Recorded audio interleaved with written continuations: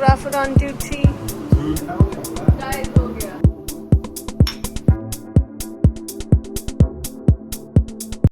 हर election से पहले लोग कहते हैं बिहार नहीं बदला, पर क्या बिहार नहीं बदला या हम नहीं बदले?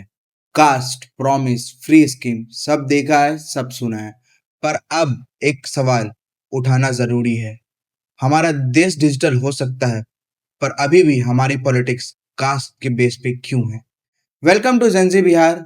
मैं होस्ट आदित्य और हमारे साथ है co host Vicky Mahaseth. Let's talk about the real problem of Bihar. Welcome Vicky, स्वागत है आपका हमारे जेंजी बिहार के चैनल पे। थैंक यू आदि एंड जय हिंद, जय बिहार। जय बिहार। मेरा पहला क्वेश्चन आपसे ये रहेगा कि बिहार की पॉलिटिक्स को आप अपने नजरिए से कैसे देखते हैं? जो हमारे बिहार की राजनीति है वो बहुत गिर चुकी है, इसमें कोई दो राय नहीं है। बिहार के लिए बहुत दुर्भाग्य की बात है कि माननीय मुख्यमंत्री जी के बाद उनका कोई रिप्लेसमेंट नहीं है। हमारे बिहार में एक भी ऐसा चेहरा नहीं है जिनको एक मास पॉपुलेशन पसंद करते हैं या उनको मुख्यमंत्री बनाना चाहते हैं। ये हमारे लिए बहुत ही दुख की बात है। हमारे मुख्यमंत्री जी का स्वास्थ्य ठीक नहीं है, जिसके कारण मे बी ऐसा हो सकता है, ऐसा सब बोल रहे हैं कि वो रिटायरमेंट ले लेंगे राजनीति से। एक भी चेहरा किसी भी पॉलिटिकल पार्टी में नहीं है जिनको लोग एक्चुअली में मुख्यमंत्री बनाने के लिए एक बार में हामी भरते। तो कहा जाता है विकी कि 10 साल किसी भी राज्य के लिए काफी होता है बदलाव के लिए। तो जो हमारे माननीय मुख्यमंत्री जी हैं वो 20 साल से है, तो अभी भी बिहार इतना पीछे और बेरोजगार क्यों है, और सबसे ज्यादा गरीब स्टेट क्यों है आपके नजरिए से? जी, मैं उस टॉपिक पे आने से पहले मैं थोड़ा सा नीतीश कुमार जी के बारे में बोलना चाहूंगा। जी बिल्कुल। कि वो वन मैन आर्मी थे। उन्होंने 20 साल अपना बेस्ट दिया है, इसमें कोई दो राय नहीं है। कुछ भी हो जाए, हमारे बिहार के लोग हमेशा उनको अपने दिल में बैठा के रखेंगे। जो उन्होंने बिहार की प्रगति के लिए जो योगदान दिया है अपना 20 साल में, जो उन्होंने मेहनत की है हमारे बिहार पे, वो बिल्कुल सराहनीय है और इनक्रेडिबल है। उससे अच्छा कोई कर नहीं सकता, ऐसा तो मैं नहीं बोलूंगा, लेकिन उन्होंने जो किया है वो उनको भुलाया नहीं जा सकता है। उन्होंने इलेक्ट्रिसिटी पे काम किया है। जब हम छोटे हुआ करते थे जी। तो हमारे लिए इलेक्ट्रिसिटी एक बहुत ही जरूरी चीज हुआ करती थी। लाइक कि अगर इलेक्ट्रिसिटी अगर आ गया तो हम लोग सब बहुत खुश हो जाते थे, क्योंकि वो दिन में 3 से 4 घंटे होते थे। बट उनके आने के बाद जब वो शासन में आए तो सबसे पहले काम किया इलेक्ट्रिसिटी पे। उन्होंने सुधार दिया पूरे इलेक्ट्रिसिटी सिस्टम को, इलेक्ट्रिसिटी के व्यवस्था को अच्छा कर दिया, जिसके कारण हमें 24 आवर इलेक्ट्रिसिटी प्रोवाइड होने लगी है। दूसरा जो सबसे जरूरी चीज था कि हमारे बिहार में बड़े बड़े गड्ढे होते थे रोड पे, जी। उन्होंने गांव गांव तक जाके रोड बनवाया है। ये चीज कोई भी नकार नहीं सकती है, कोई भी बिहारी नकार नहीं सकता। जो डेवलपमेंट उन्होंने जो अपने आते ही जो दिया था ना, वो सही में सराहनीय था। और मैं हमेशा उनको अपने दिल में रखूंगा, चाहे वो एक्टिव रहे पॉलिटिक्स में या नहीं रहे। बट हमारे दिल में वो बिहार के 14 करोड़ जनता के दिल में जरूर रहेंगे कि उन्होंने ये सब सारे काम तो किए हैं। लॉ एंड ऑर्डर, वो शासन में आए थे तो सबसे पहले बोले थे 6 महीने के अंदर मुझे सारा कुछ साफ चाहिए। और आप बिलीव नहीं करोगे, जितने भी माफिया थे, बहुत लोगों ने वो माफियागिरी छोड़ दिया या फिर बहुत लोग बिहार ही छोड़ दिए थे। तो ये उन्होंने दिया है हम लोगों को। हाँ, तो ये तो अच्छाई हो गई हमारे जी। नीतीश कुमार जी की। अब मैं प्रॉब्लम पे बात आता हूँ कि क्या चीज सबसे जरूरी जी चीज है, बिल्कुल। ठीक है। तो सबसे जरूरी चीज मेरे हिसाब से एजुकेशन सिस्टम को रिफॉर्म करने की सबसे ज्यादा जरूरत है। जी। क्योंकि आप अगर देखोगे ओवरऑल, तो हमारा बिहार जो पीछे है वो सिर्फ और सिर्फ एजुकेशन सिस्टम के कारण। एक बार लोग एजुकेटेड हो जाएंगे तो लाइक सारा प्रॉब्लम धीरे धीरे खत्म होते जाएगा। लेकिन जो लोग एजुकेटेड नहीं है, उनको उनको पॉलिटिशियन बहुत इजीली बरगला देते हैं, डरा देते हैं, जिसके कारण डेवलपमेंट जो है वो सही तरीके से नहीं हो पाती। हमारा बिहार पिछड़ा क्यों है, इसके पीछे 4 कारण है। एक education system, medical system, administration में जो करप्शन हो रहे हैं वो, और एक सबसे इम्पोर्टेंट जो सबसे जरूरी चीज है वो है कास्टिज्म इन पॉलिटिक्स। जी, जैसा कि आपने बोला एजुकेशन सिस्टम के बारे में पहले, नीतीश कुमार ने बहुत सारे स्कूल्स, कॉलेजेस बनवाई हैं, पहले के अकॉर्डिंग। पर इन सब चीज़ों का भी क्या फ़ायदा अगर अभी भी यूथ हमारा माइग्रेट कर रहा है और हमारा जो राज्य है बिहार, वो अभी भी पिछड़ा है और वहाँ अभी भी बेरोज़गारी है। एजुकेशन सिस्टम जो हमारे बिहार का है वो किसी से छुपा नहीं हुआ है। एजुकेशन सिस्टम में जो लोग हैं वो इतने करप्ट हो चुके हैं, वो इतना करप्शन है इस एजुकेशन सिस्टम में कि हमारा एजुकेशन सिस्टम सही हो ही नहीं पा रहा है। आप देखते होंगे बहुत सारे वीडियोस ऐसे आए हैं जिनमें हमारे मीडिया के कुछ लोग स्कूल में जाके टीचर से पूछते हैं और वो एक एप्पल तक का स्पेलिंग नहीं जानते होते हैं। जी, तो बिल्कुल। जो लोग अपना भविष्य ठीक नहीं कर पाए वो हमारे बच्चों के भविष्य क्या ठीक कर पाएंगे।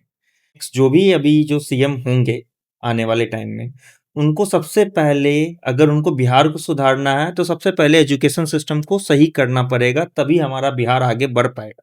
क्योंकि जब तक लोग पढ़े लिखे नहीं होंगे, एजुकेटेड नहीं होंगे, तब तक वो खुद से डिसीजन नहीं ले पाएंगे। आप कितना भी काम कर लो, लोग कास्टिज्म के कारण ही अपने पॉलिटिशियन को चुनते हैं। ये भी एक सच्चाई है, ये किसी से छुपा नहीं हुआ है। बिहार में कास्टिज्म नहीं है, एक्चुअली कास्टिज्म में बिहार है। मतलब कहीं न कहीं ये रीज़न है कि बिहार एजुकेटेड नहीं है, इसीलिए हम लोगों को बिहार के लोगों को बेवकूफ़ बनाया जाता है, फेक प्रॉमिस किए जाते हैं, कास्ट के बेसिस पे खेला जाता है और बहुत सारे स्कीम ऐसे हैं जो अनएजुकेटेड की वजह से हम लोग को पता नहीं है। आप देखोगे कि बिहार में ना बहुत सारे कास्ट हैं, उनकी हर एक कास्ट की एक अलग-अलग अपने-अपने ब्यूटीज़ हैं, उनके रिचुअल्स, उनके रूल्स बहुत प्यारे-प्यारे हैं।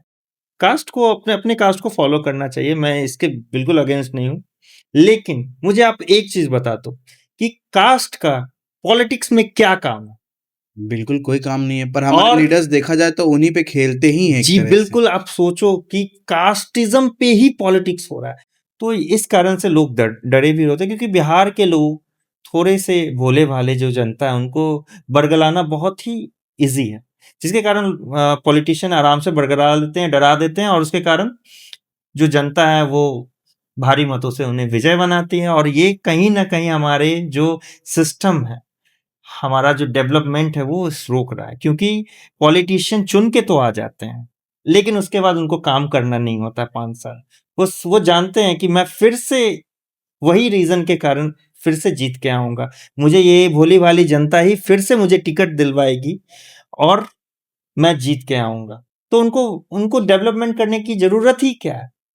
बिल्कुल। क्योंकि वो जान रहे हैं जिनको पता है कि मैं जीत के ही आने वाला हूँ, मैं ही रहूँगा शासन में, तो उन्हें डेवलपमेंट करने की ज़रूरत है। हुँ, हुँ। डेवलपमेंट करने की ज़रूरत उन लोगों को होती है, जो एक्चुअली में चाहते हैं बिहार की प्रगति। एजुकेशन के अलावा आने वाले सरकार को किन सब बातों पे काम करना चाहिए और कौन से मुद्दे उठाने चाहिए? जी। सबसे पहले तो मैं जो करप्शन हो रहा है एडमिनिस्ट्रेशन लेवल पे, जी। उस पे थोड़ा-सा रोशनी डालना चाहूँगा। ऐसा है कि लोग ज़्यादा पढ़े-लिखे नहीं हैं, तो एडमिनिस्ट्रेशन लेवल पे जो करप्शन हो रहा है, लोगों को डरा-धमका के करप्शन किए जाते हैं। बहुत बड़ा मुद्दा है कि जो हमारे एडमिनिस्ट्रेशन में जो अ, करप्शन चल रहा है, इसको सबसे पहले दूर करना चाहिए मेरे ख़्याल से तो। और दूसरा ये है कि मेडिकल सिस्टम हमारे आपको पता है यहाँ का मेडिकल सिस्टम इतना ज़्यादा बुरे स्थिति में है और कहीं न कहीं यहाँ प्राइवेटाइज़ जो मेडिकल सिस्टम है, वो कहीं न कहीं हावी है हमारे सरकारी मेडिकल सिस्टम पे। जो गवर्नमेंट मेडिकल सिस्टम है, वो प्राइवेट वाला ना उसको अच्छा होने नहीं दे रहा। ये एक सच्चाई है। थोड़ा कड़वा है लेकिन सच्चाई यही है कि जो प्राइवेट मेडिकल सिस्टम जो यहाँ एस्टेब्लिश हो चुके हैं, जो माफिया हैं उसके, वो अच्छा होने नहीं दे रहे हैं, जो मेडिकल सिस्टम है। अब देखो, मैं आपको एक बहुत फ़नी बात बता रहा हूँ। लोग तो कहते हैं कि हर जगह करप्शन है, ठीक है? सीएजी के रिपोर्ट के हिसाब से जो बजट था हमारे मेडिकल सिस्टम का, 60% यूज़ हुआ है और 40% यूज़ ही नहीं हुआ। आप कहते हो कि मेडिकल हर जगह करप्शन है, यहाँ भी करप्शन होगा। तो यहाँ भी अगर वो 40% यूज़ होता तो उसमें भी करप्शन होता, फ़ायदा तो हुआ है, लेकिन वो यूज़ ही नहीं हुआ। क्यों नहीं यूज़ हुआ? क्योंकि यहाँ के जो ऑफ़िसर्स हैं, जो एडमिनिस्ट्रेशन है, उनको पता ही नहीं था कि उनको ज़रूरत क्या चीज़ का है। तो वो रिपोर्ट बना के दिए नहीं, तो जिसके कारण वो अनयूज़्ड रह गया। ये बहुत ही दुर्भाग्य की बात है कि हमारा मेडिकल सिस्टम जूझ रहा है आज, और ह और जो बजट है वो यूज़ नहीं हो पा रहा है। ये सबसे मतलब शर्म की बात है ये तो। इसलिए करप्शन को लेकर के एक कहावत भी कहा गया है, 100 डायल करने पे पुलिस आ भी जाती है और 100 देने पे पुलिस चली भी जाती है। बिल्कुल सही बात है, क्योंकि ऐसा है हमारे हमारे लॉ एंड ऑर्डर के सिस्टम में तो सही में बहुत कमी है। हमारे स्टडी के हिसाब से बिहार को जो डेवलपमेंट के लिए फंड मिलती है 41% में से 10%, 41% का 10% बिहार को मिलता है और यूपी को 41% का 17% मिलता है।